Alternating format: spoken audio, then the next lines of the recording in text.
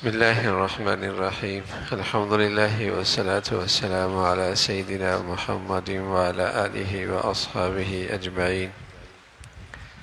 الحمد لله والصلاة والسلام على سيدنا محمد وعلى آله وأصحابه أجمعين. أما بعد فأعوذ بالله من الشيطان الرجيم. بسم الله الرحمن الرحيم.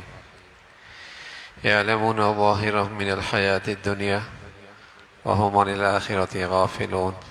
صدق الله العظيم. اللهم صل على سيدنا محمد وعلى آل سيدنا محمد وبارك وسلم. اللهم صل على سيدنا محمد النبي الأمي وعلى آله وأصحابه وسلم. اللهم صل على سيدنا محمد النبي الأمي وعلى آله وأصحابه وسلم. میرے معزز مسلمان بزرگوں، عزیز بھائیوں،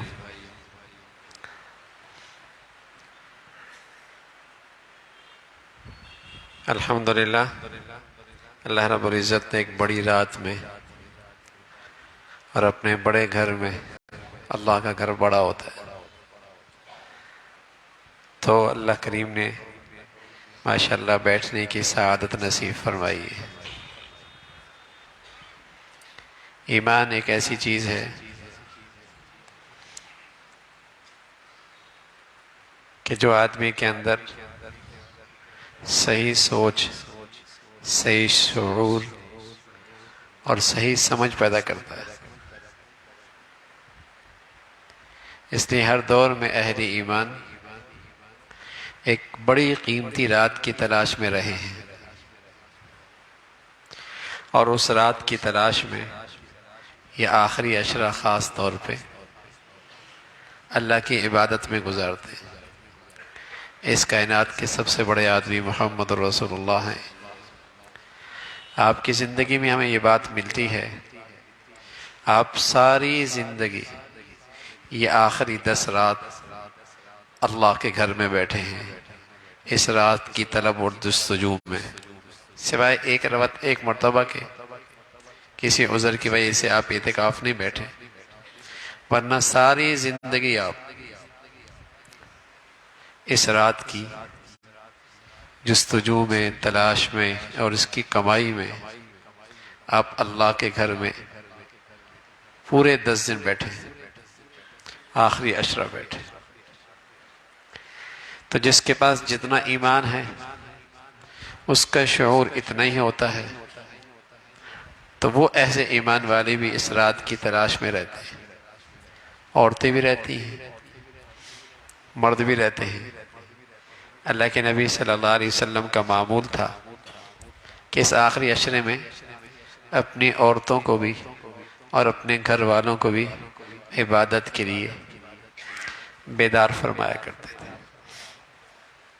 کمائی بڑی ہے، انعام بڑا ہے، تھوڑے وقت میں بہت کچھ اللہ دینا چاہتے ہیں، تو ایمان والے پھر کہاں معروم ہوتے ہیں، اور ایمان والے اس کی پھر کہاں نقدری کرتے ہیں۔ وہ تو پھر ان کے لیے راتوں کو جاگنا اور اپنے اللہ کی عبادت کرنا اور اس رات کی طلب میں رہنا، ہمیشہ سے مسلمانوں نے اس کا اہتمام کیا۔ تو آپ لوگ بھی خوش نصیب ہیں کہ اللہ رب العزت نے اسی ایمان کی بدولت آپ کو اپنے گھر میں بلا لیا۔ اللہ کرے یہ رات ہم سب کو نصیب ہو، اور ہمارے گھر والوں کو بھی نصیب ہو، اور اہل ایمان کو بھی یہ رات قدردانی کے ساتھ نصیب ہو۔ بڑی رات ہے یہ، پورا آخری عشرہ بہت قیمتی ہے، بہت قیمتی ہے۔ یعنی آپ اس کی قیمت کا اندازہ اور کیا کر سکتے ہیں کہ اللہ کے سب سے بڑے بندے اور سب سے بڑے انسان اور اللہ کے بعد سب سے بڑی ہستی آپ علیہ الصلوۃ والسلام نے ہمیشہ اس رات کی، اس کی رات کی تیاری میں اور اس رات کی تلاش کرنے میں اور اس رات کو پا لینے میں آپ نے ساری زندگی یہ آخری عشرہ بیداری اور عبادت میں گزارا۔ تو آج جو بھی اس دور اندیشی کے ساتھ اور اس روشن ضمیری کے ساتھ اور ایمان کے نور کے ساتھ اس دنیا میں زندگی گزارے گا، وہ ضرور اس رات کی طلب میں رہے گا۔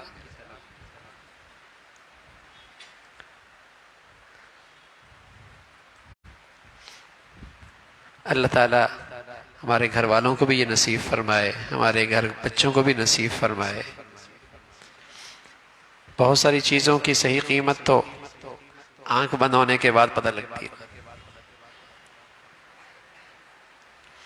آنکھ بند ہونے کے بعد پتہ لگتی ہے، پورے طور پہ اس کی قیمت کا اندازہ اس دنیا میں نہیں ہوتا، لیکن وہ وقت گزر چکا ہوگا۔ آج وقت ہے کون کتنی کرنسی اور کتنی کمائی کر سکتا ہے، آج وقت۔ اور پھر نہ جانا میرے عزیزو کس کو صحت کے ساتھ اور زندگی کے ساتھ یہ رات دن پھر ملے، یہ بھی کچھ نہیں پتا۔ یعنی دو چیزوں کے بارے میں تو آپ کچھ نہیں کہہ سکتے نا، کہ صحت کب چلی جائے اور موت کب آ جائے۔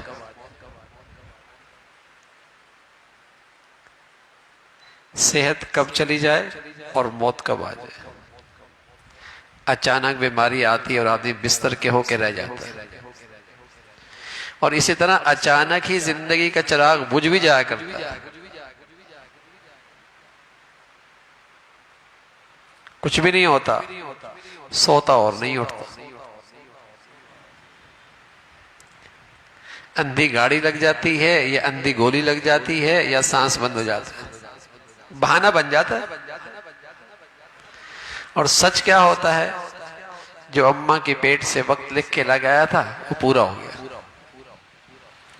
اذا جاء اجلها لا يستأخرون ساعة ولا يستقدمون، اس گھڑی سے نہ آگے جا سکتا ہے نہ پیچھے۔ ساری دنیا کے اطباء اور ڈاکٹر اور سارا پیسہ بھی خرچ کر دیں، اس سے ایک سیکنڈ بھی آگے نہیں جا سکتا، پورا ہو گیا۔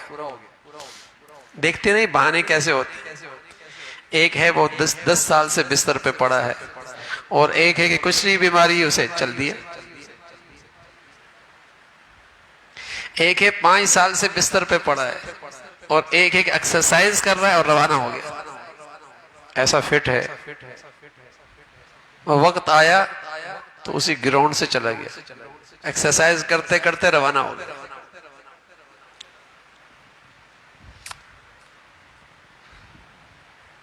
وہ وقت تو آئے گا۔ تو آج جو لوگ خوش نصیب لوگ ہیں جو اس زندگی کی کمائی کر لیتے ہیں،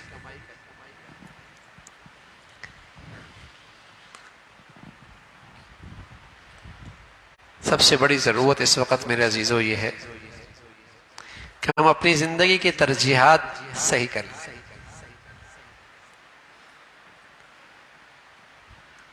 آج سارا مسئلہ ترجیحات کا ہے، دنیا میں بھی رہنا ہے اور دنیا کی ضروریات بھی ہیں۔ اللہ نے پیدا کیا تو اس کی ضروریات پہ رکھی، آخرت میں بھی جانا ہے اور پھر وہاں سے کہیں نہیں جانا، یہ بھی پتہ ہے نا۔ دنیا میں آئے ہیں تو دنیا کی ضروریات بھی اللہ نے رکھی ہیں، اور یہاں سے پھر جانا بھی، آخرت میں اگلی زندگی میں بھی جانا ہے اور پھر وہاں سے کہیں نہیں جانا، یہ بھی ہے، ایمان ہے نا ہمارا۔ اب آپ اپنی زندگی کی ترجیحات دیکھیں نا، آپ کی زندگی کی ترجیحات کیا ہیں؟ دنیا ہے یا آخرت؟ بس یہ مسئلہ۔ دنیا کمانا بری بات نہیں، اور دنیا میں اچھا کھانا بری بات نہیں، اور اچھا لباس پوشاک بری بات نہیں، لیکن بہت بری بات ہے جب دنیا آخرت کے مقابلے میں زیادہ ترجیح کی چیز بن جائے، یہ بری بات ہے، یہ کم عقلی کی بات ہے، سچ بتاؤں یہ نادانی کی بات ہے۔ اچھا کھانا برا نہیں، اچھا پہننا برا نہیں، اچھی رہائش بری نہیں، لیکن شرط یہ ہے کہ ترجیح تمہاری کیا ہو؟ کل کی زندگی، وہ تمہاری زندگی کی ترجیح ہونی چاہیے۔ تمہاری زندگی کے سارے فیصلوں میں وہ زندگی ترجیح ہونی چاہیے، یہ عقل مندی ہے۔ یہ دور اندیشی ہے، یہ روشن خیالی ہے، اور یہ ہماری ایمان کا تقاضا ہے۔ صحابہ رضوان اللہ اجمعین جن کی تربیت اللہ کے نبی کے پاس ہوئی تھی، بڑا کاروبار کرتے، حضرت عثمان رضی، حضرت عبد الرحمن بن عوف رضی اللہ تعالیٰ عنہ، یمن سے اور شام سے ان کا تجارتی سامان آیا کرتا تھا۔ گرمیوں میں شام سے آیا کرتا تھا، سردیوں میں یمن سے آیا کرتا تھا۔ یمن گرم علاقہ ہے، شام ٹھنڈا علاقہ ہے، تو گرمیوں میں شام کے سفر ہوتے تھے، سردیوں میں یمن کے سفر ہوتے تھے، اور حد نگاہ تک اونٹوں کی قطار ہوا کرتی تھی۔ بڑی تجارت کی، لیکن سب کچھ کیا، لیکن ان کی زندگی کی ترجیح آخرت تھی۔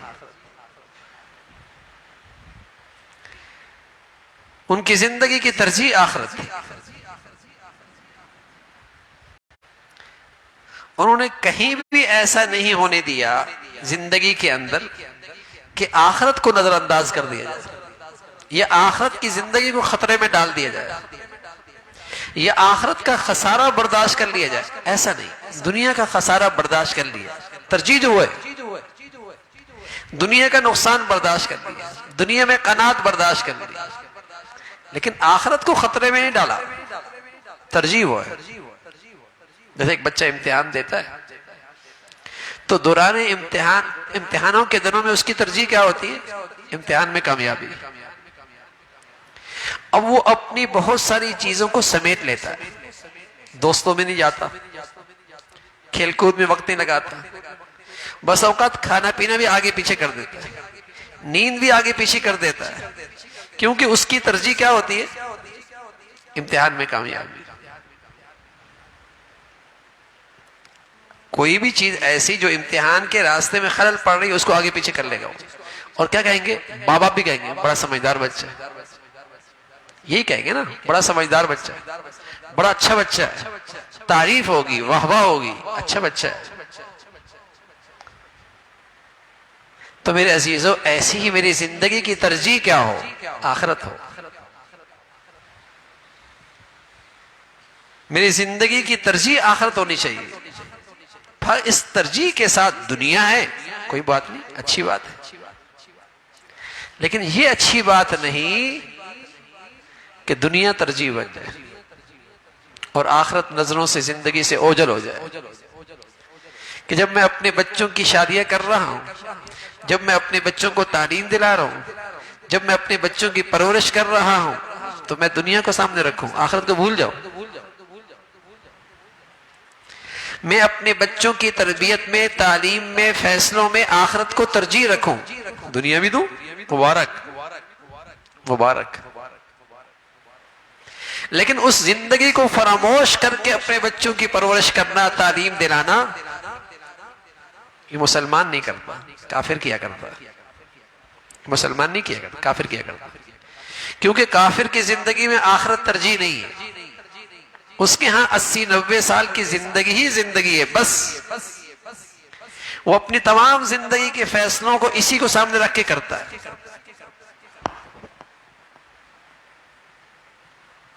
تمام فیصلے ایسے رکھتا ہے، لیکن مسلمان تو ایمان والا ہے، اس کے ساتھ زندگی کی ساری ضروریات لگی ہوئی ہیں، لیکن اس کی ترجیح آخرت۔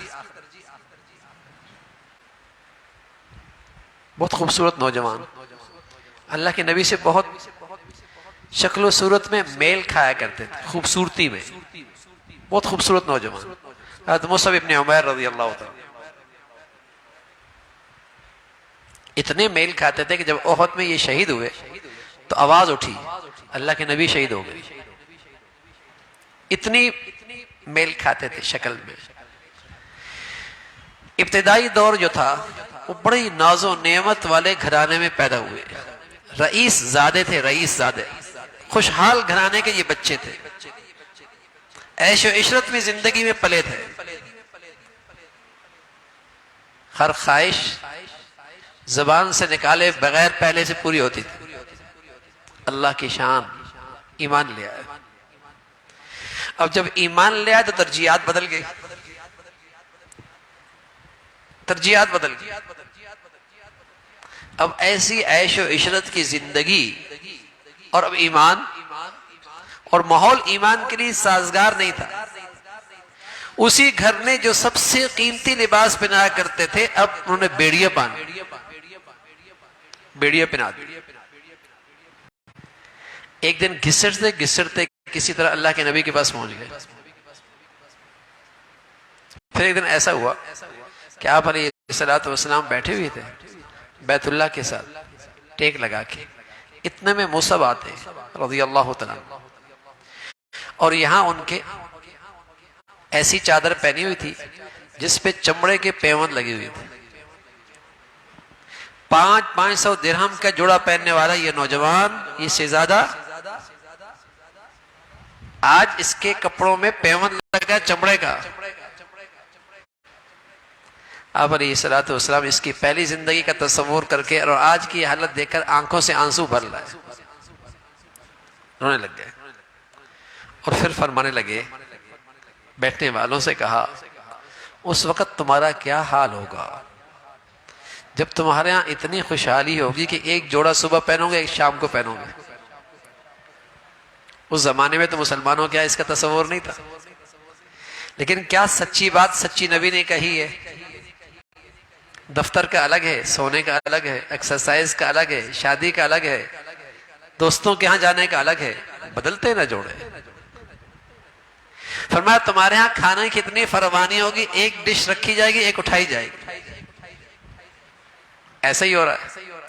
اور فرمایا لباس اتنا ہوگا کہ تم اپنی دیواروں کو بھی لباس ایسے پہناؤ گے جیسے بیت اللہ کو پہنائے جاتے ہیں. بالکل سچ فرمایا اور بالکل ایسا ہی ہو رہا ہے. بیٹھنے والوں نے کہا یا رسول اللہ خوشحالی ہو، بڑے اطمینان سے اللہ کی عبادت کریں گے، معاشی پریشانی نہیں ہوگی، معاشی لحاظ سے بڑی سہولت ہوگی، یکسوئی کے ساتھ اللہ کی عبادت کریں گے. اللہ کے نبی صلی اللہ علیہ وسلم تو نبوت کا علم رکھتے تھے. فرمانے لگے نہیں، تمہاری آج کی حالت اس حالت سے بہت اچھی ہے. آپ جانتے تھے کہ دنیا تو بہت ہو جائے گی لیکن لوگوں کی ترجیحات بھی بدل جائے گی. لوگوں کی ترجیحات ہی بدل جائیں گی. جو زندگی ہے اس کو زندگی کو بھول ہی جائیں گے.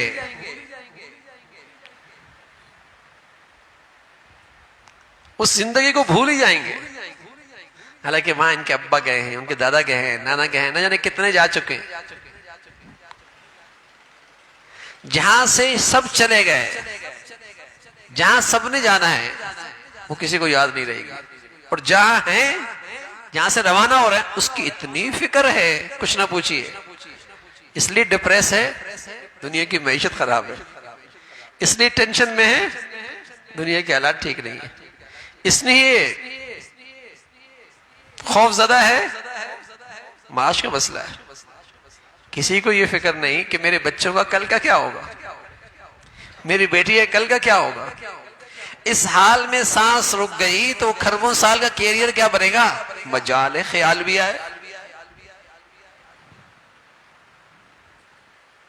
سچے نبی نے سچ کہا ہے نا، پر میں آج کی حالت تمہاری اس حالت سے بہت اچھی ہے اس لیے کہ آج تمہاری ترجیحات صحیح ہے. آج تمہاری ترجیحات صحیح ہیں. تم نے اپنی آخرت کی خاطر بہت کچھ چھوڑ کے آئے ہو، اپنے گھر سے نا، اپنے خاندان سے بہت چھوڑ کے آئے ہو. بڑی ترجیحات. عبداللہ ذو البجادین صحابی ہے، ابھی نوجوان تھے، حضور علیہ الصلوۃ والسلام کی خدمت میں آئے اور آپ کے پاس آ کے کلمہ پڑھ لیا. ان کے خاندان کے حالات اچھے نہیں تھے. آپ علیہ الصلوۃ والسلام کلمہ تو پڑھ لیا لیکن تذکرہ نہیں کرنا.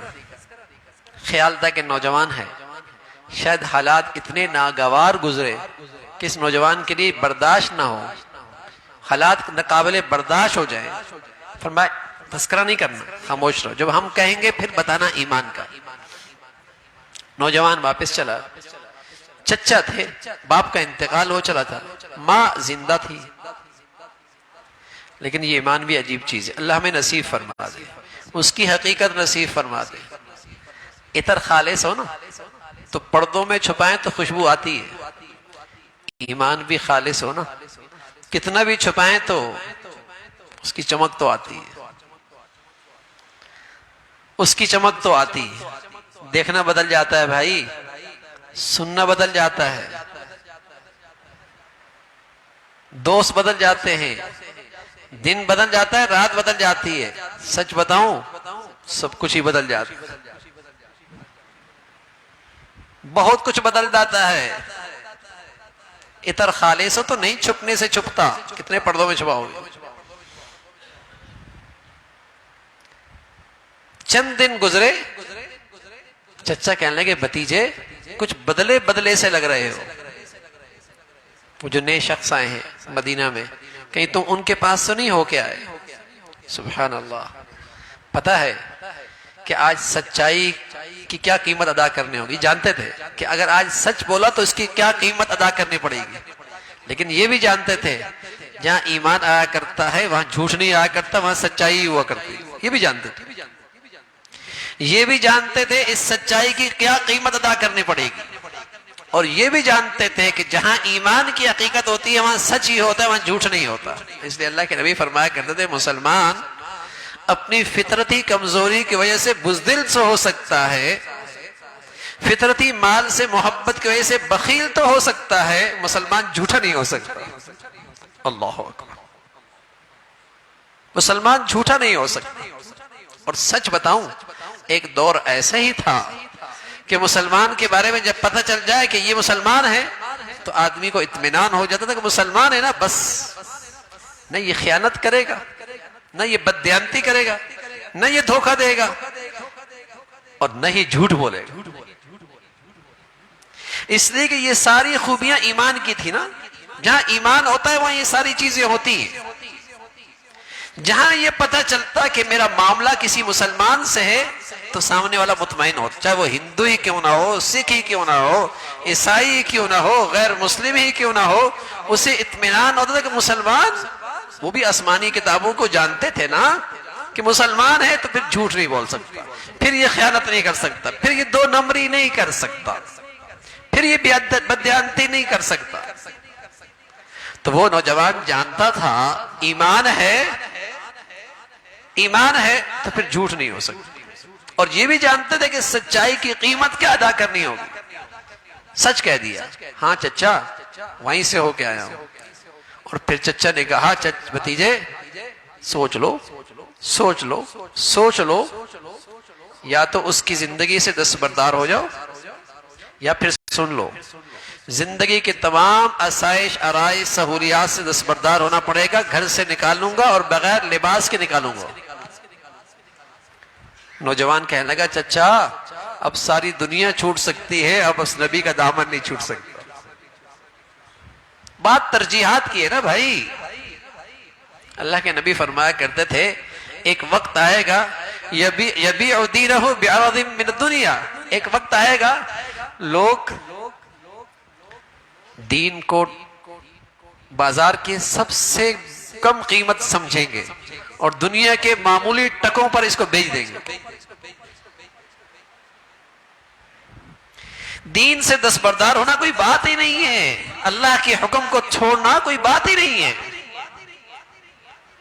برادری کے رسموں کے مقابلے میں دستبردار ہو جائے گا دین سے، معاشرے اور سوسائٹی کی تانوں کی وجہ سے دین سے دستبردار ہو جائے گا، ظاہری مالی مفادات کی وجہ سے دین سے دستبردار ہو جائے گا، اس لیے کہ دین اس کی ترجیح نہیں ہے نا، آخرت کی زندگی اس کی ترجیح نہیں ہے۔ کہنے لگا چچا ساری دنیا چھوٹ سکتی ہے، اب اس نبی کا دامن نہیں چھوٹ سکتی۔ بات ترجیح کی ہے، ترجیحات کیا ہیں میری زندگی کی؟ اور چچا نے پھر ویسا کیا، اس نوجوان کے اندر ویسا کیا، بغیر لباس کر کے دھکا دے کر باہر نکل۔ ماں آخر مامتا تھی، دوسرے دروازے سے آئی، اپنی اوڑھنی دے دی، اور اوڑھنی جب دی تو اس نوجوان نے اس کے دو ٹکڑے کیے، ایک سے سطر ڈھانپ پہ ایک کندھے پہ ڈالا۔ اس حال میں وہ نوجوان اللہ کے حبیب صلی اللہ علیہ وسلم کی خدمت میں حاضر ہوا۔ صحابہ رضوان اللہ علیہ اجمعین فرمانے لگے یہ نوجوان کیا آتا ہے، اللہ کے نبی کے چہرے پہ مسکراہٹ ہے اور ایسا لگتا ہے جیسے 14ویں کا چاند چمک رہا ہے۔ یہ نوجوان اپنی بیتی کہانی سناتے ہیں اور حضور علیہ الصلوۃ والسلام فرمانے لگے بیٹے اب ہم تمہارے بھائی بھی، تمہارے بڑے بھی، تمہارے سرپرست بھی، تمہارے چچا بھی، اب تم ہمارے ہم تمہارے۔ نصیب جاگے اس نوجوان کی، قسمت جاگی، اور سچ کہا ہے اللہ کے نبی صلی اللہ علیہ وسلم نے، من ترک شیئا للہ عوضہ اللہ خیرا منہ، جو اللہ کی خاطر کچھ چھوڑتا ہے اللہ اس کو اس سے بہتر چیز عطا فرماتا ہے۔ لیکن تھوڑا سا امتحان تو ہوتا ہے بھائی، حرام کی لذت چھوڑ کے کوئی دیکھے تو صحیح، پھر حلال کی لذت کیا ملتی ہے؟ حرام کی لذت کو چھوڑ کے تو دیکھے، پھر حلال کی لذت دیکھے کیا مزہ آتا ہے۔ میں تو گناہوں کی لذت سے واقف ہوں نا کہ خارش میں مزہ آتا ہے، لیکن صحت کے اپنے مزے ہیں بھائی، گناہوں کی مزے ہیں نا، نیکی کا اپنا سکون ہے، نیکی کا اپنا سکون ہے، پرہیزگاری کا اپنا مزہ ہے۔ تو اللہ کے نبی صلی اللہ علیہ وسلم فرمایا کرتے تھے کوئی اللہ کی خاطر چھوڑ کے تو دیکھے، حرام محبت کو چھوڑ کے دیکھے، پھر دیکھے اسے حلال رشتوں کی مٹھاس کیسے ملتی ہے، پھر حلال رشتوں کی مٹھاس کیسے ملتی ہے۔ اور یہ بھی بتا دوں میرے عزیزوں، حرام محبت کی نحوست بھی ایسی ہے، حلال رشتوں سے دل اچاہٹ ہو جاتا ہے۔ یہ بھی بتا دوں میں، حرام محبت کا نتیجہ ریئیکشن کیا ہے، حلال محبتوں سے دل اچاہٹ ہو جاتا ہے، حلال رشتوں سے وحشت ہونے لگتی ہے، چاہے وہ ابا ہے، چاہے وہ اماں ہے، چاہے وہ بیوی ہے، چاہے وہ بیٹا ہے، چاہے وہ بیٹی ہے، پھر حلال رشتوں سے وحشت ہونے لگتی۔ یہ حرام محبت کی نحوست ہے، دیکھتے نہیں، ابا کو بھی چھوڑ دیتا ہے، اماں کو بھی چھوڑ دیتا ہے، خاندان کو بھی چھوڑ دیتا ہے، اسلام کو بھی چھوڑ دیتا ہے، سب کو چھوڑ دیتا ہے۔ حرام محبت کا یہ ریئیکشن آتا ہے، اس کی یہ نحوست ہے، دل جو سیاہ ہو گیا، یہاں جو گند آ گیا، تو اللہ کی خاطر کو چھوڑ کے تو دیکھے، پھر دیکھیں حلال رشتوں کی مٹھاس کیسے ملتی، حلال محبتوں کے مزے کیسے ملتے۔ کوئی آدمی آنکھوں کو حرام سے بچا کے تو دیکھے، پھر حلال دیکھنے میں کیا مزہ آتا ہے۔ حرام بولوں سے اپنی زبان کو بچا کے تو دیکھے، پھر حلال بولوں کا کیا مزہ ہے۔ اب تو حلال رشتوں سے بات کرنے کا جی نہیں چاہتا، اب تو حلال رشتوں کی بات سننے کا دل نہیں کرتا، اب تو حلال رشتوں کے ساتھ بیٹھنے کا دل نہیں کرتا۔ تو وہ صحابی خوش نصیب نوجوان تھا، چھوڑ کے آیا، اللہ نے اس سے بہتر چیز دی۔ حضور علیہ الصلوۃ والسلام فرمایا ہم تمہارے سب کچھ، تم ہمارے۔ اللہ کی شان سفر میں تھے، سفر میں اس نوجوان کی طبیعت خراب ہوئی، آپ علیہ الصلوۃ والسلام نے اسے اپنے گود میں لی، اور اسی گود میں اس نوجوان کی روح پرواز کر گئی۔ کوئی سڑک پہ مرتا ہے، کوئی روڈ پہ مرتا ہے، کوئی اسپتالوں کے نرسوں کے ہاتھ میں مرتا ہے، کوئی پیاسا مرتا ہے، کوئی بھوکا مرتا ہے، ہاں، اور اس نوجوان کے نصیب دیکھو نا، اللہ کے نبی کی گود میں اللہ کے پاس جا رہا۔ آپ علیہ الصلوۃ والسلام فرمایا کہ ہم اس کے سب کچھ ہیں، غسل ہم دیں گے، کفن ہم پہنائیں گے، قبر میں ہم اتریں گے۔ اور ایسا ہی ہوا، غسل دیا، کفن پہنایا، قبر میں اترے، اس نوجوان کو اپنے ہاتھوں میں لیا۔ ایک روایت میں ہے عبداللہ ابن مسعود، اور ایک روایت میں ہے حضرت عمر رضی اللہ تعالیٰ، فرمان لگے کسی جانے والے پر اتنا رش کبھی نہیں آیا جتنا اس نوجوان پر آیا۔ آج ہماری دل کی آرزو تھی کاش کہ اس جگہ کی اس جگہ آج ہماری لاش حضور کے ہاتھوں میں ہوتا، کاش یہ جانا ہمارا ہوتا اور حضور کے ہاتھ ہوتا، ایسا خوش نصیب جانا۔ لیکن میرے عزیزو یقین جانے ایسے لوگوں کا جانا خوش نصیب ہوتا ہے جو اپنی زندگی کی ترجیحات صحیح کر لیتے ہیں، جو اپنی زندگی کی ترجیحات صحیح کر لیتے ہیں۔ ان کے لیے اللہ کے نبی فرمایا کرتے تھے ان کے لیے موت موت نہیں ہوتی، ان کے لیے موت تحفہ ہوتا ہے۔ جو اپنی زندگی کی ترجیحات صحیح کر لیتے ہیں ان کی موت موت نہیں ہوتی، ان کی موت تحفہ ہوتی ہے۔ ان کا تو جانا رہنے سے بہت خوبصورت ہو جاتا ہے بھائی، ان کی تو شفٹنگ بہت اعلیٰ ہو جاتی ہے، ان کی شفٹنگ تو بہت ہی اعلیٰ ہو جاتی ہے. ایک صحابی جانے لگے تو اس کے ارد گرد کے ماحول بڑا سوگوار، آنکھوں سے آنسو، رونا. اس نے پوچھا کیوں رو رہے ہو؟ کہا آپ کی جدائی. فرمایا واہ واہ غدن نلقل محمدن واصحابہ، بڑا مزہ آئے گا، کل اپنے پیاروں سے ملاقات ہو جائے گی، پھر یوں ہوگا، پھر یوں مزہ آئے گا. جانا تو ہے نا بھائی. بس اوقات خیال ہوتا ہے کس چیزوں کی باتیں کر رہا ہوں، مرنے کی بات نہ بھائی، اس کی بات کر رہا ہوں جہاں ہم سب نے روانہ ہونا ہے، ہم سب نے جانا ہے. وہ ترجیح بناؤ. نہیں بری بات اچھا کھانا، اچھا پہننا، اچھی سواری، نہیں بری بات، لیکن قسم خدا کی بہت نادانی اور بہت برائی ہے جب زندگی کی ترجیح دنیا بن جائے. یہ بہت بری بات ہے. آپ علیہ الصلوۃ والسلام فرمایا کرتے یہ کم عقلی کی بات ہے، یہ نادانی کی بات ہے. عجیب سی بات ہے نا بھائی. 30 سال پڑھتے ہیں، کس لیے پڑھتے ہیں؟ اس دنیا میں اچھا کمانے کے لیے. یہ تو نہیں ہوتا کہ آخرت اچھی بن جائے. صرف 30-35 سال کیوں پڑھتے ہیں؟ اس دنیا میں اچھا کمانے کے لیے، کہ کون اچھا کما لے، بس ایسی پڑھائی کرنی کہ کمائی خوب ہو جائے. 30-35 سال پڑھتے ہیں نا. اس کے بعد بقیہ 30 سال کے اندر پیسے اکٹھے کرتے ہیں، تجوری بھر جاتی ہے. اب گھر بناتے ہیں. عمر کتنی ہو گئی؟ 60-65 سال. اب گھر بنانے نکلے ہیں، کمر جھک گئی ہے، معدہ خراب ہے، جگر کام نہیں کر رہا، گھٹنوں میں درد ہے، اور چند سال ہی گزرتے ہیں دنیا والے اس گھر سے اٹھا کر کندھوں پہ لے کر منو من مٹی کے نیچے رکھ کے آتے ہیں. کیا یہ سچ نہیں ہے؟ یہ کیریئر ہے، یہ زندگی ہے. یہ زندگی کی یہ کوئی ترجیح بنانے کی چیز ہے. اور عجیب تماشا ہے، بیٹے کو بھی اسی لائن پہ لگا دیا، پوتا بھی اسی لائن پہ چل پڑا.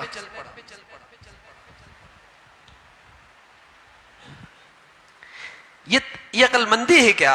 اور روز ہی دیکھ رہے ہیں کہ کتنے ارمانوں سے اس نے گھر بنایا اور سال نہیں رہا روانہ ہو گیا، مہینے نہیں گزرے روانہ ہو گیا، چند سال رہا رخصت ہو گیا. کیا کمایا ہے اس نے؟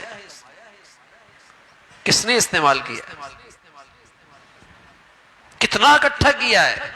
کس کے کام آیا؟ اور جہاں یہ جا رہا ہے وہاں کے لیے اس نے کیا کیا ہے؟ وہاں دیر نگری نہیں میاں. یہاں کی زندگی کے لیے کرنسی چاہیے تو وہاں کی زندگی کا کرنسی چاہیے. یہاں کی زندگی کے لیے کرنسی چاہیے تو وہاں کی زندگی کے لیے کرنسی چاہیے. خالی ہاتھ سے کام نہیں بنے گا. تو بتائیے عقل مندی کیا ہے؟ اس لیے تو اللہ کے نبی فرمایا کرتے تھے بڑی کم عقلی ہے، بڑی کم عقلی ہے.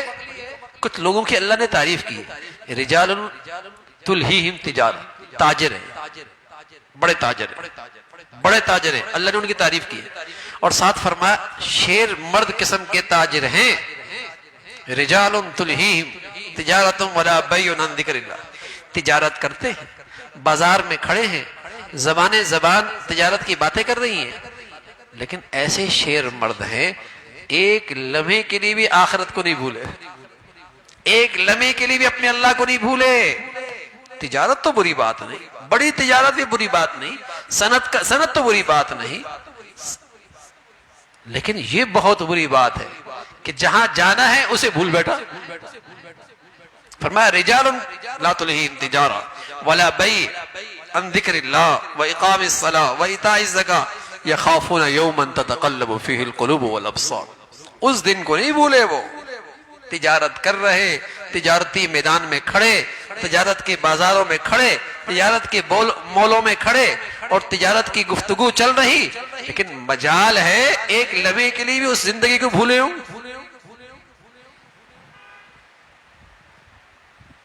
تو ترجیح کیا ہے؟ ترجیح آخرت ہو تاکہ ہماری ساری دنیا بھی دین بن جائے. صحابہ رضوان اجمعین ان کی ساری دنیا دین تھی، اس لیے کہ وہ آخرت بنانے کے لیے دنیا کرتے تھے. ہم بس اوقات دنیا بنانے کے لیے دین کرتے ہیں.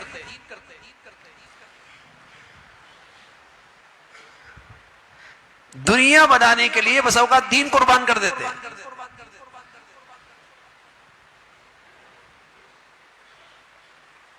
حضرت عمر رضی اللہ عنہ کے زمانے میں جب آپ امیر المومنین تھے، ایک صحابی رومیوں کیا گرفتار ہوا. رومیوں کیا گرفتار ہوا. اسے جب پتہ چلا کہ ایک ایسا شخص بھی ہے جس نے اللہ کے نبی صلی اللہ علیہ وسلم کو دیکھا ہوا ہے، اس نے چاہا کہ کسی طرح اسے اللہ کے نبی کے لائے ہوئے دین سے دستبردار کر دیں تو اچھا موقع، اچھا چیز ہاتھ آ جائے گی، پروپیگنڈا کر سکیں کہ اس نے اللہ کے نبی کو دیکھا اور پھر چھوڑ دیا. تو اسے دربار میں بلایا اور دربار میں بلا کر اس سے کہا کہ اگر تو دین سے دستبردار ہو جائے گا تو میں آدھی سلطنت تیرے حوالے کر دوں گا. بات ترجیحات کی ہے، ورنہ تو لوگ چھوٹے چھوٹے عہدوں پہ بک جایا کرتے ہیں بھائی، چھوٹی چھوٹی نوکریوں کو چھوڑ دیتے ہیں اسلام کو، چند ٹکوں کے لیے سب کچھ قربان کر دیتے ہیں.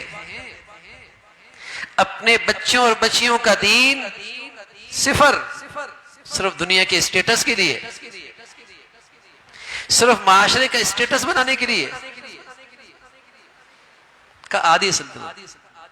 صحابی کہنے لگے آپ نے میری زندگی کی ترجیحات کی قیمت بڑی غلط لگائی. اس نے کہا آدھی سلطنت بھی دوں گا، میری ایک ہی بیٹی ہے شہزادی، نکاح بھی کر دوں گا. اس نے کہا اب بھی بہت کم قیمت لگائی. لالچ دی نا، مفادات سامنے رکھے. جب نہ مانا تو اس نے اپنے کرندوں سے کہا ایسا کہو کہ تیل گرم کرو، بڑے بڑے دیگوں میں تیل گرم کرو اور اس کے سامنے اس کے ساتھیوں کو دیگ میں ڈالو. اسے نہ ڈالو، اسے صرف خوف زدہ کرنا. ایک ڈالا، دو ڈالا، لمحوں میں گوشت الگ، ہڈیاں الگ، بال الگ. ان کی باری آئی، ان کی آنکھوں سے آنسو جاری ہو گئے. کرندے یہ سمجھے کہ شاید ڈر گئے اور شاید بادشاہ کا مطالبہ پورا ہو اور یہ اپنی زندگی اسی دین سے دستبردار ہو جائے. لے جایا گیا. کہا پہلے اب کیوں روتے ہو؟ اتنی چیزیں پیش کی، کیوں نظر انداز کیا، اب کیوں روتے ہو؟ تو وہ کہنے لگے روتا اس لیے نہیں کہ مجھے تیل میں ڈال دیا جائے گا اور میری زندگی ختم ہو جائے گی، اس لیے نہیں روتا. میں تو اس لیے رو رہا ہوں کہ ایک ہی جان ہے اور جو میری زندگی کی ترجیحات ہے نا وہ بہت بڑی ہے. اس ترجیحات کے خاطر تو میری اتنی زندگیاں ہوتی جتنی میرے جسم پہ بال ہیں اور ساری زندگیاں بھی اس کی خاطر قربان کر دیتا تو میری چاہت تو یہ بنتی. یہ تو ایک جان ہے، جتنے جسم پہ بال تھے اتنی زندگیاں ہوتی سب قربان کر دیتا.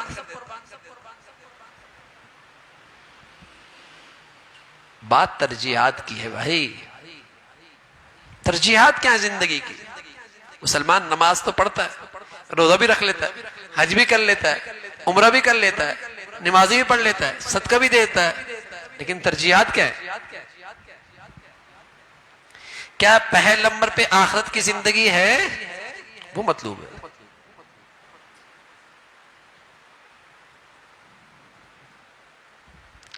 اس زندگی کو ترجیح بنائیں.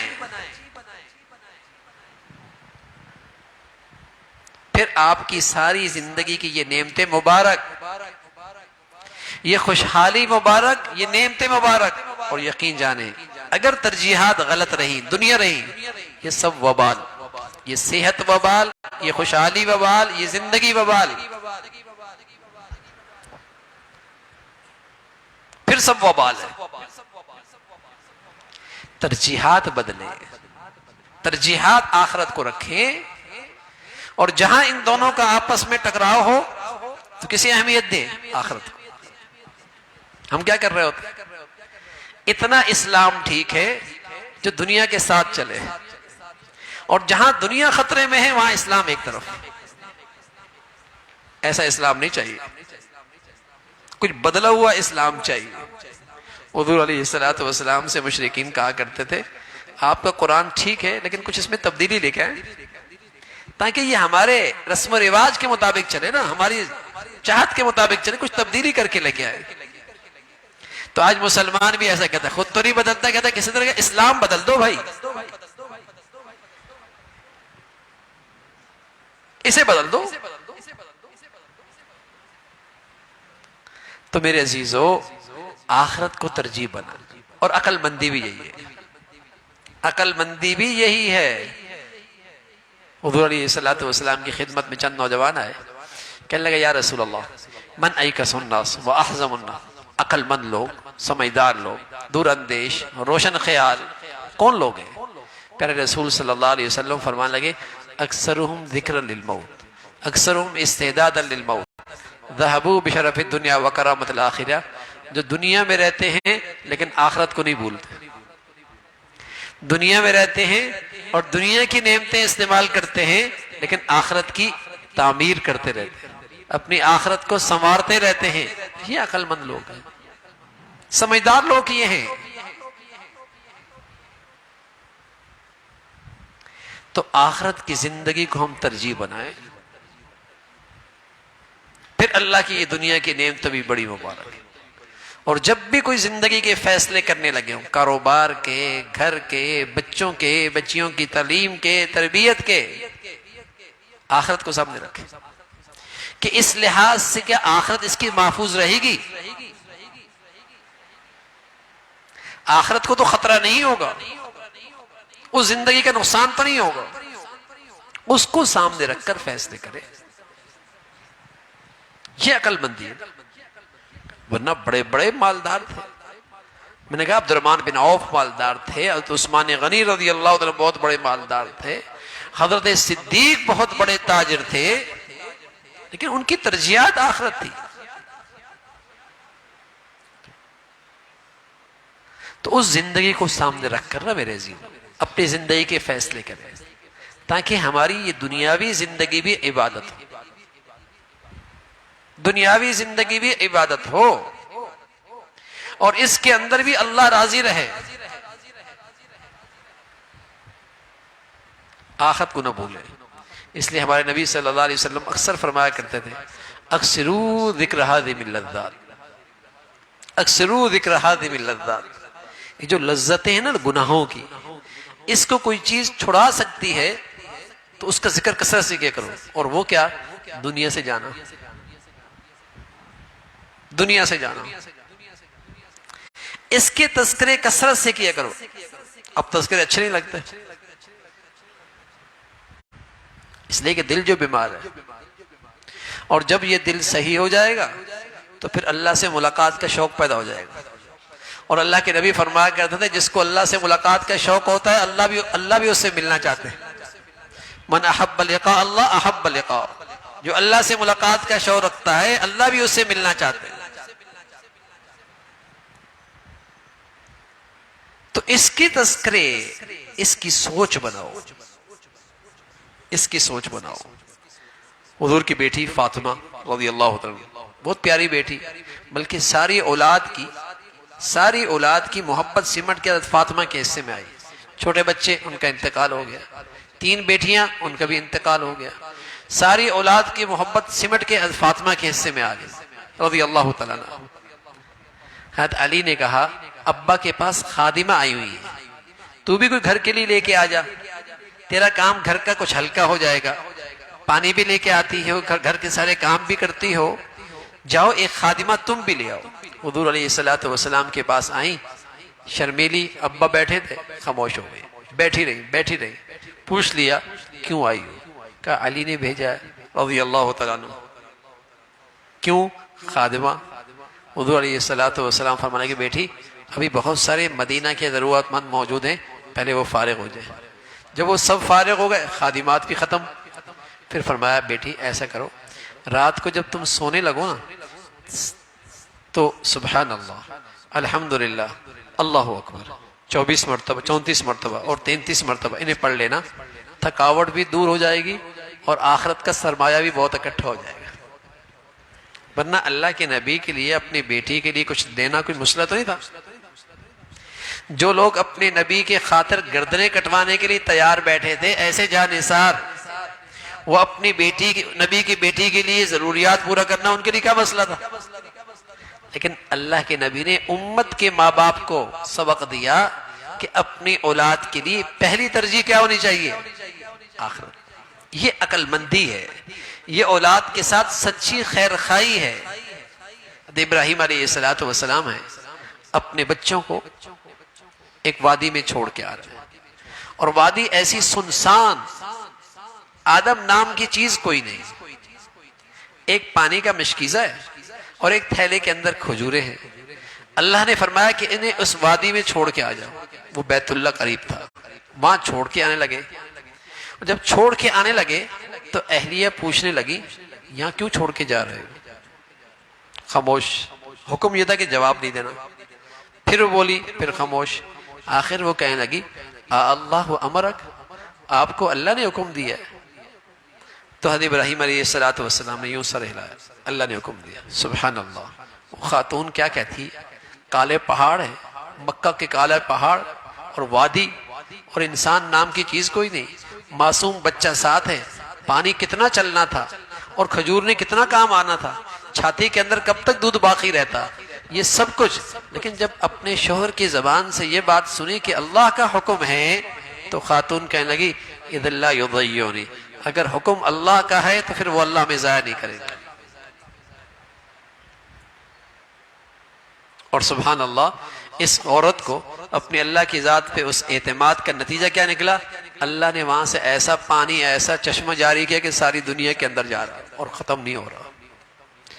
اور صرف پانی نہیں ہے، اللہ کے نبی فرمایا کرتے تھے ماء زمزم لما شرب لہ، زمزم کا پانی جس مقصد کے لیے پیا جائے صحیح یقین کے ساتھ، یہ پانی وہی کام کرتا ہے۔ غذا کے لیے تو غذا کا کام کرے گا، پیاس کے لیے تو پیاس کا، دوا کے لیے تو دوا کا، جس مقصد کے لیے اس پانی کو پیا جائے گا اگر یقین صحیح ہے تو یہ پانی وہی کام کرے گا۔ ماء زمزم لما شرب لہ۔ اللہ کے نبی حضرت ابراہیم علیہ السلام بچوں کو چھوڑ کے وہاں سے ہٹے، پہاڑ کی اوٹ میں، شام واپس جا رہے تھے، پہاڑ کی اوٹ میں جا کر دعا کرتے ہیں اور کہتے ہیں ربنا انی اسکنت من ذریتی بواد غیر ذی زرع عند بیتک المحرم ربنا لیقیموا الصلاة فاجعل افئدة من الناس تہوی الیہم وارزقہم من الثمرات لعلہم یشکرون۔ نبی دعا کرتے ہیں اپنے گھر والوں کے لیے، اپنے بچوں کے لیے دعا کر رہے ہیں، اور دعا دیکھیے نا، نبی کی دعا میرے اور آپ کے لیے نصیحت ہے، نبی کی دعا میرے اور آپ کے لیے پیغام ہے، نبی کی دعا میرے اور آپ کے لیے ہدایت ہے، نبی کی دعا میرے اور آپ کے لیے رہنمائی ہے۔ نبی کہتے ہیں اے اللہ میں اپنے بچوں کو تیرے گھر کے پاس چھوڑ رہا ہوں اس لیے کہ تیرے بندگی کر۔ پہلی چیز اللہ تیرے بندگی اختیار کرے۔ دوسری چیز اللہ آپ ان کے معاش کا بھی انتظام کر۔ دوسرے نمبر پر پہلی ترجیح کیا ہے؟ میری اولاد اللہ کے بندے بن جائے، میری اولاد کی آخرت بن جائے۔ دوسری کیا ہے؟ دنیا میں جینا ہے، اے اللہ معاش بھی دے دے، زندگی کی ضروریات بھی دے دے۔ تو یہ نبی کا رہنمائی ہے کہ تمہاری زندگی کی پہلی ترجیح، تمہاری اولاد کے لیے تمہاری پہلی ترجیح کیا ہو؟ آخرت۔ کتنے دکھ کی بات ہے کہ بس اوقات ہم اپنے بچوں کو ایسا ماحول دیتے ہیں جہاں اللہ اور اللہ کے رسول نام کا کوئی خانہ نہیں ہے، جہاں اللہ اور اللہ کے رسول کے نام کا کوئی خانہ نہیں ہے، جہاں ایمان اور شرم و حیا کا کوئی خانہ نہیں ہے، جہاں دین اسلام کی نام کی کوئی چیز نہیں ہے، اور بچے وہ بیچارے ایسی زندگی گزارتے ہیں۔ پھر ماں باپ جو اچھے خاصے شریف مسلمان تھے ان کی اولادیں کہتی ہیں ہمیں اللہ کی ذات پہ اعتماد کوئی نہیں، الیاذ باللہ الیاذ باللہ۔ پھر وہ اولاد کہتی ہیں ہمیں قرآن پر اعتماد کوئی نہیں ہے۔ وہ پھر کھلے عام بس اوقات کہتی ہیں کہ ہمارا کوئی مذہب نہیں ہے۔ قصور کس کا ہے؟ غلطی کہاں ہوئی؟ قصور کہاں ہوا؟ کھلایا آپ نے، پلایا آپ نے، پلایا ماں باپ نے، پہنایا ماں باپ نے، گھر زندگی کی سہولیات دی، لیکن بدقسمتی سے ترجیح آخرت نہیں تھی۔ ان کی پرورش میں، ان کی تربیت میں، ان کی تعلیم میں، ان کے فیصلوں میں دینداری آخرت ترجیح نہیں تھی۔ ترجیح کیا تھی؟ دنیا کا اسٹیٹس ہونا چاہیے بس، تعلیم ایسی ہو کہ 10 آدمیوں کے درمیان میں بیٹھ کے بتا سکوں کہ ڈالر میں پیسے جاتے ہیں، ترجیح تو یہ ہے نا، ترجیح دینداری نہیں ہے۔ تو میرے عزیزو، دنیا کی ساری نعمتیں مبارک، لیکن کب؟ جب آخرت سامنے ہو، ورنہ تو بڑے ہی گھاٹے کی بات ہے بھائی۔ ورنہ تو دولت قارون کے پاس کم نہیں تھی، سلطنت فرعون کے پاس کوئی معمولی نہیں تھی، جائیداد ولید بن مغیرہ کے پاس تھوڑی نہیں تھی، حسن ابو لہب کے پاس کوئی تھوڑا نہیں تھا، بڑا حسین تھا، اس کے یہ رخسار ایسے چمکتے تھے جیسے شعلہ چمکتا ہے، اس لیے اس کا لقب کیا پڑا؟ ابو لہب، شعلے چمکتے تھے، خوبصورتی۔ ولید بن مغیرہ کے پاس جاگیریں، قارون کے بعد خزانے، لَتَنُوءُ بِالْعُصْبَةِ أُولِي الْقُوَّةِ، ایک بہت بڑی جماعت اس کی دولت کو اٹھا کے، دولت کی صرف چابیاں اٹھا کے چلا کرتے تھے۔ فرعون کی سلطنت غیر معمولی، لیکن بتائیے کوئی ہے آج اپنے بچے کا نام قارون رکھے؟ ایسے رسوا ہوئے، ایسے خوار ہوئے، ایسے ذلیل ہوئے، کوئی ہے آج اپنے بچے کا نام فرعون رکھے؟ کیوں آپ اپنے بچوں کا نام آج بلال رکھتے ہیں؟ اس کے پاس تو کچھ بھی نہیں تھا، اس کے پاس تو کچھ بھی نہیں تھا۔ کیوں رکھتے ہیں اپنے بچے کا نام بلال؟ کیوں رکھتے ہیں بچی کا نام فاطمہ؟ ارے بھائی، اس کی عقل مندی بہت اعلیٰ درجے کی تھی کہ اس نے اپنی زندگی کی ترجیحات صحیح بنائی تھی، اس لیے وہ کامیاب ہو گئے۔ اس کی زندگی کی ترجیحات صحیح تھی، صدیاں گزر گئیں، آج دلوں میں ان کی عزت موجود ہے۔ تو اگر آخرت ترجیح نہیں تو پھر دولت بھی وبال، صحت بھی وبال، حسن بھی وبال، اور اگر ہے تو یہ ساری نعمتیں ہیں آخرت کے ساتھ سب مبارک ہیں۔ اللہ کے نبی صلی اللہ علیہ وسلم سے عرض کیا گیا، یا رسول اللہ ای الناس خیر، لوگوں میں سب سے اچھا کون ہے؟ فرمایا من طال عمر وحسن عمل، جس کی لمبی عمر ہو اور زندگی نیکی پر ہو، زندگی نیکی پر ہو۔ کہا یا رسول اللہ ای الناس شر، لوگوں میں سب سے برا کون ہے؟ فرمایا من طال عمر، جس کی لمبی عمر ہو، وسع عمل ہو، اور اس کی زندگی میں نیکی نہیں، نیکی اس کی زندگی کی ترجیح نہیں ہے۔ ٹھیک ہے ہو جائے تو ٹھیک ہے، نہیں تو چھوڑو، زندگی اس کی ترجیح نہیں نیکی کی۔ اب لمبی عمر تو دونوں کی ہے، لیکن ایک بہت برا ایک بہت اچھا، تو ادنا اور اعلیٰ، ادنا اور اعلیٰ، رذیل اور شریف، اچھا اور برا، اس میں فرق کرنے والی چیز کیا ہے؟ نیکی ہے نا، نیکی کی زندگی ہے نا۔ اگر نیکی کی زندگی ہے تو بیمار بھی خوب کامیاب، فقیر بھی کامیاب، مالدار بھی کامیاب، خوشحال بھی کامیاب، اور اگر نیکی کی زندگی نہیں تو دولت بھی وبال، حسن بھی وبال، اسٹیٹس بھی وبال، پھر سب ہی وبال۔ تو اس لیے میرے عزیزو، آخرت کو اپنی ترجیح بنائیں، آخرت کو ترجیح بنائیں۔ آخرت ہماری ترجیح بن جائے گی تو ساری زندگی پھر آخرت کے گرد گھومے گی، زندگی کے تمام فیصلے پھر آخرت کو سامنے رکھ کے کیا کریں گے۔ یہ عقل مندی ہے۔ ورنہ اللہ کے نبی صلی اللہ علیہ وسلم کو تو مکہ میں کہا جا رہے تھے حسن چاہیے قدموں میں رکھتے ہیں، اقتدار چاہیے سردار بنا دیتے ہیں، دولت چاہیے ڈھیر لگا دیتے ہیں۔ کہا گیا اللہ کے نبی سے دولت چاہیے ڈھیر لگا دیتے ہیں، حسن چاہیے پیش کر دیتے ہیں، سردار چاہیے ہم سب آپ کو اپنا سردار مان لیں۔ لیکن جس زندگی کا آپ بات کر رہے ہیں اس سے آپ کو دستبردار ہونا پڑے۔ آپ نے فرمایا یہ سب چیزیں گھر بھی چھوڑ سکتا ہوں، خاندان بھی چھوڑ سکتا ہوں، مکہ بھی چھوڑ سکتا ہوں، بیت اللہ جو مجھے بہت پیارا ہے اس کو بھی چھوڑ سکتا ہوں، لیکن یہ زندگی نہیں چھوڑ سکتا، یہ پیغام نہیں چھوڑ سکتا۔ حالانکہ اس گھر میں تو سب کچھ مل رہا تھا، کہ دولت چاہیے وہ دے دیتے ہیں، پیسہ چاہیے وہ دے دیتے ہیں، حسن چاہیے وہ دے دیتے ہیں۔ آج دنیا میں یہی تین چیزیں تو ہوتی ہیں، دولت، ہاں پروٹوکول، تیسری چیز حسن۔ یہی تو انسان کی سب سے بڑی کمزوریاں ہیں بھائی۔ کہیں یہ دولت سے بکتا ہے، کہیں اسے حسن شکست دے دیتی ہے اور اس کی عقلیں کھو جاتی ہیں، اور کہیں پروٹوکول سے یہ سب کچھ چھوڑ دیتا ہے. یہی تو کمزوریاں ہیں. وہاں تو اللہ کے نبی صلی اللہ علیہ وسلم کو سب پیش کی جا رہی ہے.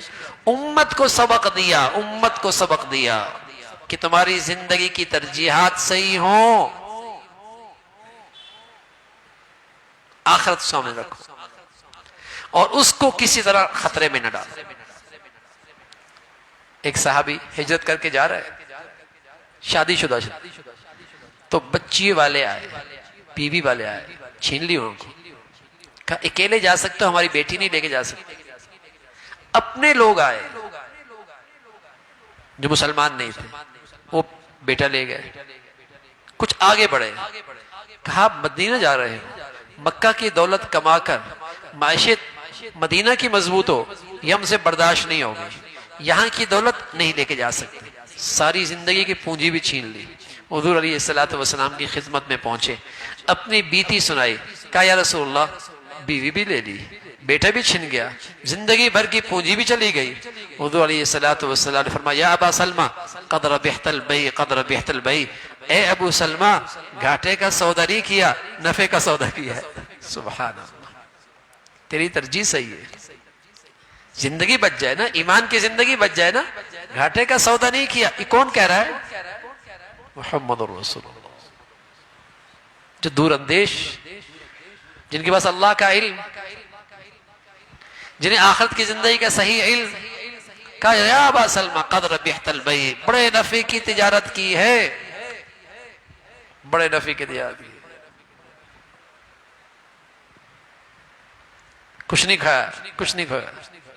ایک واقعہ لکھا ہے، ایک درخت تھا کھجور کا، ساتھ والا ایک آدمی، اس کا گھر تھا، تو وہ اس کی دیوار میں آ رہا تھا. تو وہ حضور علیہ السلام کی خدمت میں آیا. کہا یا رسول اللہ، اس ساتھ والے ساتھی سے کہہ دے کہ یہ درخت مجھے بیچ دے، میرے گھر میں آ رہا ہے. تو آپ نے اسے بلایا، کہا یہ درخت دے دو، تمہیں اس کے بدلے میں جنت میں درخت مل جائیں گے. اسے سمجھ میں نہیں آئی، اسے سمجھ میں نہیں آئی، اس نے نہیں دیا. ایک صحابی سن رہا تھا، وہ اس شخص کے پاس آیا، اس کے پاس آیا. کہا میرا فارم ہاؤس ہے جس میں 700 کھجور کے درخت، میری فیملی بھی وہیں رہتی ہے، ہم نے وہ فارم ہاؤس بنایا ہوا ہے. تم ایسا کرو، یہ ایک درخت مجھے دے دو، یہ 700 درختوں کا میرا فارم ہاؤس لے لو.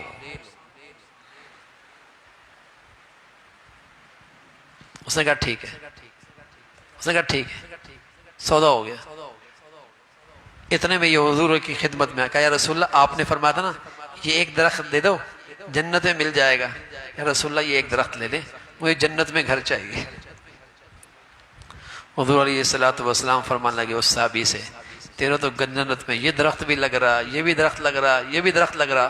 واپس اپنے فارم ہاؤس گیا، اپنی اہلیہ سے کہنے لگا میں نے تو تجارت کر لی ہے، ایک جنت کا درخت لے لیا اور یہ پورا کا پورا فارم ہاؤس دے دیا. بیوی تھی، کہنے لگی بڑے نفع کا تجارت کی ہے، گھاٹا کوئی نہیں کیا، اور فوراً اس فارم ہاؤس سے باہر نکل آئے. یہ کہنا آسان ہے، لیکن میرے عزیزو جب آخرت کی زندگی ترجیح بن جائے تو یہ سب سودے ہو جایا کرتے ہیں، یہ سب سودے ہو جایا کرتے ہیں جب زندگی آخرت کی ترجیح. اور عقل مندی بھی یہی ہے. نہ جانے کون کب تک زندہ رہے گا بھائی، نہ یہ حسن ہمیشہ رہتا ہے، نہ یہ دولت ہمیشہ رہتی ہے، نہ یہ صحت ہمیشہ رہتی ہے، اور نہ یہ زندگی ہمیشہ رہتی ہے، اور نہ یہ زندگی کی خوشحالیاں سب رہتی ہیں. یا صاحبی لا تغترر بتنعمی فإن النعیم یزول والعمر ینفذ وإذا حملت علی القبور جنازة فاعلم انک بعدها محمول. میرے دوست کس دھوکے میں رہ رہے ہو؟ یہ جوانی کس نے کہا ہے ہمیشہ رہے گی؟ کس نے کہا یہ حسن پائیدار ہے؟ کس نے کہا یہ جیب ہمیشہ بھری رہے گی؟ کس نے کہا یہ زندگی ہمیشہ رہے گی؟ یہ صحت چلی جایا کرتی ہے، بڑھاپا آ جایا کرتا ہے، کمر جھک جایا کرتی ہے، گھٹنوں میں درد آ جایا کرتا ہے، جیب خالی ہو جایا کرتی ہے، جیب بھی خالی ہو جایا کرتی ہے، اور زندگی کا چراغ بھی بجھ جایا کرتا ہے۔ جب تم کسی کو دیکھو لوگ اسے کندھے پہ لے کے جا رہے ہیں، اس تصور سے نظر ڈالو کل اس سواری پہ سفر میں نے بھی کرنا ہے، کل اس سواری پہ سفر میں نے بھی کرنا ہے۔ اس تصور کے ساتھ اس جانے والے کو دیکھا کرو تو میرے عزیزو بہت کچھ زندگی میں بدل جائے گا، بلکہ بہت کچھ چھوڑ دینا آسان ہو جائے گا، بہت کچھ سے دستبردار ہونا آسان ہو جائے گا۔ آج بہت موٹے گناہ اور بہت بڑے گناہ، ہاں، ان سے نہیں ڈرتا مسلمان، ان سے مسلمان نہیں گھبراتا، اور ان سے مسلمان توبہ نہیں کرتا۔ سچ کیا ہے؟ ذہن یہ بنا ہوا ہے ابھی تو لمبی عمر باقی، ابھی لذت لے لو، مزے لے لو، تو بڑی زندگی باقی ہے۔ اگر یہ خیال اندر بیٹھ جائے تو میرے عزیزو بہت کچھ اچھے فیصلے ہو سکتے ہیں، بہت کچھ بدل سکتا ہے، اور ہو سکتا ہے یہی مہینہ ہماری زندگی بدل دے، یہی چند راتیں ہماری پوری زندگی بدل جائے، اور ہم ساری زندگی کے فیصلے صحیح رخ پہ کرنے لگ جائیں۔ اگر ہم اپنے دل کا جائزہ لیں تو ہمیں اندازہ ہوگا کہ ہم ہر فیصلہ آج کو سامنے رکھ کے کرتے ہیں، کل کو سامنے رکھ کے نہیں کرتے۔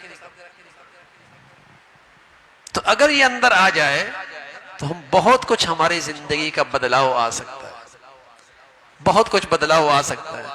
آج بدلاؤ کیوں نہیں آتا؟ اللہ حفاظت فرمائے ہماری، کسی کو بھی نہ ہو یہ بیماری، کسی کو خونی کینسر ہو نا، خونی کینسر ہو، وہ قورمے کھائے، بریانیاں کھائے، گاؤ زبان کھائے، کشتے کھائے، دودھ پیے، وزن نہیں بڑھ رہا، وزن نہیں بڑھ رہا، وزن نہیں بڑھ رہا۔ ٹیسٹ کرایا تو پتہ لگا خونی کینسر ہے۔ اتنی غذائیں اچھی کھاتا ہے پھر بھی اس کا وزن نہیں بڑھتا، خونی کینسر ہے، خونی کینسر۔ یہ روزے بھی رکھتا ہے، تراویح بھی پڑھتا ہے، تلاوت بھی کرتا ہے، رفل بھی پڑھتا ہے، عمرے بھی کرتا ہے، اعتکاف بھی بیٹھتا ہے، پیسے بھی خرچ کرتا ہے، سب کچھ کرتا ہے، لیکن اس کا ایمان نہیں بڑھتا۔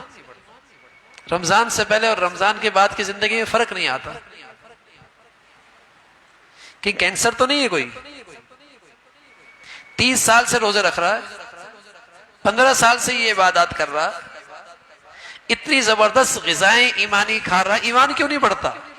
رمضان سے پہلے اور رمضان کے بعد کی زندگی ایک جیسی ہوتی، رمضان گزرا یہ وہیں کھڑا ہے جہاں رمضان سے پہلے تھا، کیا وجہ ہے؟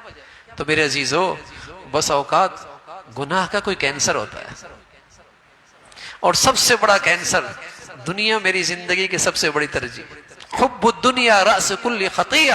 اللہ کے نبی فرمایا کرتے تھے ہر برائی کی جڑ دنیا ترجیح بن جائے، دنیا زندگی کا مقصد بن جائے، تبھی تو اتنی بڑی ایمانی غذائیں استعمال کرتا ہے، ایمان نہیں بڑھتا، جیسے خونی کینسر ہو اور اچھی غذائیں کھائے وزن نہیں بڑھتا، ایسی گناہ کا کینسر موجود ہے، اتنی اچھی اچھی عبادت کرتا ہے، ایمان نہیں بڑھتا۔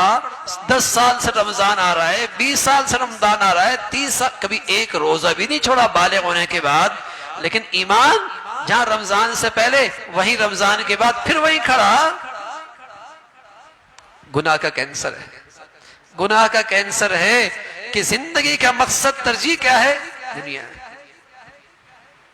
اور میرے عزیزو اگر اس سے توبہ ہو جائے اور اپنی زندگی کا انداز بدلیں، آخرت بنا لیں، آخرت بنا لیں، پھر دیکھیں یہ نیکیاں آپ کی ایمان کو کیسی طاقتور کرتی ہیں۔ کینسر ختم ہو گیا نا، کینسر ختم ہو گیا، پھر یہ ساری عبادات آپ کی ایمان کو لگیں گی، کایا پلٹ جائے گی، کایا پلٹ جائے گی، پھر رمضان سے پہلے اور بعد کی زندگی میں بہت فرق ہو۔ تو بھائی یہ راتیں بہت قیمتی ہیں، یہ ساعات بہت اعلیٰ ہیں، کیا یہ اچھا ہے اکیلے بیٹھ کے تنہائیوں میں بیٹھ کر اللہ کو منا لیں اور آخرت کو اپنی زندگی کا مقصود بنائیں۔ ہمارے نبی ایک دعا کیا کرتے تھے، فرمایا کرتے تھے اللہم لا تجعل الدنیا اکبر ہمنا ولا مبلغ علمنا، اللہم لا تجعل الدنیا اکبر ہمنا ولا مبلغ علمنا، اے اللہ دنیا میرا غم نہ بننے دینا، اور میری تمام تعلیم اور صلاحیتوں کا مقصد دنیا نہ بننے دینا۔ اور آج ہماری ساری تعلیم کا مقصد کیا ہوتا ہے؟ دنیا۔ ہمارے نبی دعا کیا کرتے تھے، اللہم لا تجعل الدنیا اکبر ہمنا، اے اللہ دنیا میرا غم نہ بننے دینا، اور میری تمام صلاحیتوں اور علم کا مقصد دنیا نہ بننے دینا۔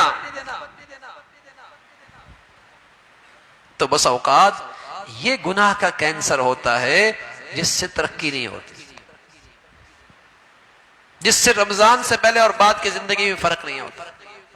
تو میرے عزیزو، ترجیحات بدلیں اپنی، پھر دنیا کی ساری نعمتیں اور دنیا کے سارے کام کاج، یہ سب عبادت، اس پہ اجر، اس پہ ثواب، اس پر انعام۔ فرمایا تاجر پھر نبیوں کے ساتھ، پھر تاجر صدیقین کے ساتھ، پھر یہ بیچنے والا، خرید کرنے والا، خرید و فروخت کرنے والا شہداء کے ساتھ، صالحین کے ساتھ، پھر تو اس کا اشر بہت بڑھیا ہے، پھر تو اس کا مقام بہت اونچا ہے، لیکن ترجیح آخرت بن۔ تو اللہ رب العزت سے بھائی ان راتوں میں اللہ سے یہ بھی مانگو، جہاں اور دنیا کی چیزیں، آخرت کی چیزیں مانگیں، وہاں اللہ سے یہ بھی مانگیں، اللہ ہمیں زندگی کا مقصد آخرت بنانے کی توفیق عطا فرما، ہاں اس پہ ہمیں استقامت نصیب فرما۔ مختصر سی دعا کر لیتے ہیں، لیکن اصل دعا کیا ہوتی ہے؟ اکیلے بیٹھے ہیں آپ، اور حدیث میں آتا ہے وَذَكَرَ اللَّهَ خَالِيًا وَفَاضَتْ عَيْنَاهُ، اکیلا بیٹھا ہے، اپنے اللہ سے باتیں کر رہا ہے اور مزہ آ رہا ہے، اپنے گناہ سوچتا ہے، اللہ کی رحمت سوچتا ہے، یا اللہ کی محبت اتنی بڑھتی ہے کہ اس کی آنکھوں سے آنسو جاری ہو جاتا ہے۔ ایک آنسو اتنا قیمتی ہے، فرمایا اللہ اس چہرے کو جہنم میں نہیں ڈالے گا۔ اللہ کے خوف سے، اللہ کی محبت میں بہنے والا ایک آنسو، فرمایا اگر مکھی کے سر کے برابر بھی ہے، بہ گیا چہرے پہ، فَهُوَ فِي ظِلِّ اللَّهِ يَوْمَ لَا ظِلَّ إِلَّا ظِلُّهُ، اللہ اسے کل قیامت میں اپنے عرش کا سایہ نصیب فرما دے۔ یہ اکیلے، فرمایا وَذَكَرَ اللَّهَ خَالِيًا، اکیلے۔ تو ایسا رات، یہ راتیں ہیں اس لیے، یہ راتیں ہیں ہی خلوت کی، عبادت کی۔ سجدے میں گیا مانگ رہا ہے، ہاں اکیلے بیٹھا ہے رو رہا ہے، مزہ آ جائے۔ دنیا کی چیزیں مانگیں، آخرت کی مانگیں، صحت مانگیں، عافیت مانگیں، اپنے ملک کی سلامتی مانگیں، اور سب سے بڑھ کر اپنی زندگی کی آخرت مانگیں، ہاں اور اپنی زندگی کی ترجیح آخرت بنائیں، اس پہ اللہ سے استقامت مانگیں، اور ہمارے لیے بھی دعا کریں، پوری امت کے لیے بھی دعائیں کریں۔ تو اس کا ضرور اہتمام ہو۔ ماشاءاللہ بھی 3 گھنٹے باقی ہیں آپ کے پاس، 3 گھنٹے باقی ہیں، تو خوب عبادت ہو سکتی ہے۔ اور کسی کو اگر گھر جانا بھی، لوگ سمجھتے ہیں تاک راتوں میں جاگنا ضروری ہے، جاگنا ضروری نہیں ہے، عبادت کرنا ضروری ہے۔ لوگ سمجھتے ہیں عبادت جاگنا ضروری ہے، چاہے وہ کہیں بھی جاگ لے، نہ نہ نہ، جاگنا نہیں۔ لوگ سمجھتے ہیں جاگنا ضروری ہے، جاگنا نہیں بھائی، اس سے اچھا سو جائیں۔ جو غفلت میں جاگنا ہے اس سے اچھا سو جائیں، جو سڑکوں میں جاگنا ہے اس سے اچھا سو جائیں، جو ہوٹلوں میں بیٹھ کے جاگنا ہے اس سے اچھا سو جائے، جو گپ شپ میں جاگنا ہے اس سے اچھا سو جائے۔ ہاں یہ راتیں عبادت کی ہیں، عبادت کی، تلاوت، نوافل، دعائیں، ہاں یہ راتیں عبادت کی ہیں، جاگنے کے نہیں، عبادت کی ہیں۔ جتنا ہو سکے عبادت میں ہو، نیند آ رہی ہے سو جائے، لیکن غفلت راتوں میں اچھا نہیں، غفلت ان راتوں میں اچھا نہیں، بہت برا ہے، اللہ میاں بہت ناراض ہو۔ ہاں اتنا نوازنے کے بہانے مولا ڈھونڈ رہا ہے اور یہ پھر بھی غفلت میں ہے، یہ بری بات ہے۔ اس لیے میرے عزیزو ان راتوں میں عبادت تو خلوت میں، تنہائیوں میں تلاوت، نوافل، دعائیں، 10 منٹ دعا کریں، 20 منٹ کریں، آدھا گھنٹہ کریں، پونا گھنٹہ کریں، مانگتے رہیں اللہ سے۔ ہمارے نبی تو 5 گھنٹے بھی دعائیں کیا کرتے تھے، 5 گھنٹے بھی دعائیں کرتے تھے۔ اس لیے ہم مختصر سے دعا کرتے ہیں، پھر اکیلے اپنی عبادت میں مشغول ہو جائیں، ٹھیک ہے بھائی انشاءاللہ۔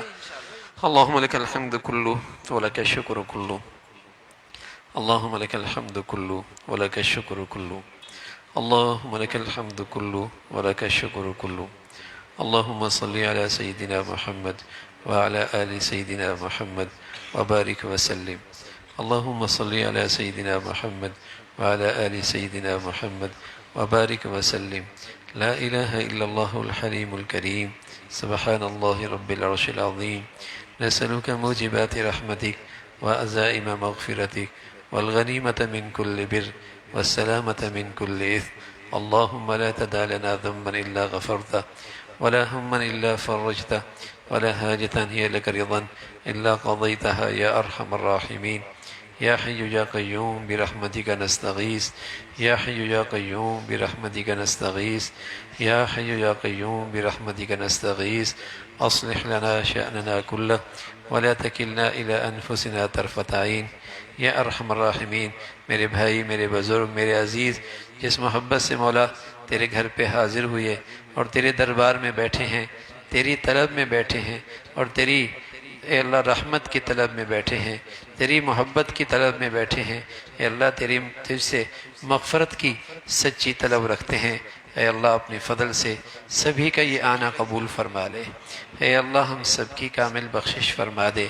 جیسے مولا آج آپ نے اپنے دربار کے دروازے ہم سب کے لیے کھولے، زندگی بھر اپنے گھر کی زندگی نصیب فرما، اپنے گھر کی عبادت نصیب فرما، اپنے گھر کے سجدے نصیب فرما، اپنے گھر کی حاضری نصیب فرما۔ مولا ہماری کمزوریوں کی وجہ سے ہمیں اپنے گھر سے محروم نہ فرما، ہمیں اپنے در سے محروم نہ فرما، ہمیں اپنی بارگاہ سے محروم نہ فرما۔ اے مولا ہماری خطاؤں پہ نظر نہ فرما، ہماری گناہوں پہ نظر نہ فرما، اپنی رحمت کے سہارے اے اللہ ہم سب کی بخشش فرما۔ اے مولا ہمارے حال پہ رحم فرما۔ اے مولا اپنے فضل سے ہم بہت ہی کمزور، بہت ہی کم ہمت، کم حوصلہ، معاشرے اور سوسائٹی کے اثرات ہماری زندگیوں پر، لیکن مولا تیرے در کے بہکاری بھی تو ہیں، تیرے در کے بہکاری بھی تو ہیں۔ اے مولا یہ بھیک آپ ہی سے مانگتے ہیں، ہم سب کو اپنی بندگی عطا فرما۔ اے مولا ہمیں اپنی فرما برداری نصیب فرما، ہمیں اپنے حبیب کی پیاری زندگی نصیب فرما۔ اے مولا ہمارے باطن کو اور اندر کی ظلمتوں کو ختم فرما، ہمارے اندر کو ایمان کے نور سے منور فرما۔ اے مولا کریم اپنے فضل سے جتنے حاضرین اور جتنی سامعات سننے والی اور حاضرین موجود ہیں، سبھی کی اے اللہ جائز حاجات کو پورا فرما، سبھی کی مشکلات کو دور فرما، سبھی کو ایمان والی، عافیت والی، صحت والی زندگی عطا فرما۔ اے مولا دنیا عافیت والی، نعمتوں والی عطا فرما، اور آخرت ہماری زندگی کا مقصد عطا فرما۔ آخرت کو ہمیں اپنی زندگی کا مقصد بنانے کی توفیق عطا فرما، ہمیں اپنی زندگی کے تمام فیصلے آخرت کو سامنے رکھ کے کرنے کی توفیق عطا فرما۔ اپنے بچوں کی، بچیوں کی تعلیم، تربیت، زندگی کے صحیح فیصلے کرنے کی توفیق عطا فرما۔ مولا کریم ہمیں اپنے بڑوں کے لیے صدقہ جاریہ بنا، ہماری اولادوں کو ہمارے لیے صدقہ جاریہ بنا۔ اے مولا اپنے فضل سے ہم سب کو سلامتی کی زندگی عطا فرما، ہمارے پیارے وطن کو سلامتی اور استحکام عطا فرما۔ اے اللہ اسے ہر قسم کے انتشار سے، خرافات سے محفوظ فرما، اسے ظاہری باطنی ترقی عطا فرما۔ اے مولا کریم مسلمانوں میں ایمانی اسلامی اخوت کو زندہ فرما، رنگ، نسل، وطن، علاقے، فرقوں کی بنیاد پر نفرتوں کی جتنی شکلیں ہیں مسلمانوں کو اس سے محفوظ فرما۔ اے مولا کریم جو مسلمانوں میں نفرتوں کا بیج بول رہے اور نفرتوں کو فروغ دے رہے اور بے دینی کو عام کر رہے، ان کے شر سے مسلمانوں کی حفاظت فرما۔ اے مولا کریم یہ مقدس گھڑیاں، یہ بخشش کے اوقات ہم سب کے لیے بخشش کا ذریعہ بنا اور اپنے قرب کا ذریعہ بنا۔ ہم سب کے لیے ان گھڑیوں کی صحیح ہمیں قدردانی نصیب فرما۔ اے مولا جو اعمال اور جو دعائیں اور جو نیکیاں آپ کو پسند ہیں ہمیں ان گھڑیوں میں کرنے کی توفیق عطا فرما، ہمارے گھر والوں کو بھی اس کی توفیق نصیب فرما، ہمارے مرد عورتوں کو اس کی توفیق عطا فرما، غفلتوں سے، ناقدری سے اے مولا ہمیں سب کو محفوظ فرما۔ یہ جتنے رات دن باقی ہیں مولا خوب قدردانی نصیب فرما اور صحیح اعمال کی توفیق عطا فرما۔ اے مولا پیارے حبیب صلی اللہ علیہ وسلم نے جتنی خیر مانگی وہ ہم سب کو نصیب فرما، اور جن شرور سے پناہ مانگی ہم سب کو بھی محفوظ فرما۔ وصلی اللہ علی سیدنا محمد وعلی آلہ واصحابہ اجمعین برحمتک یا رب۔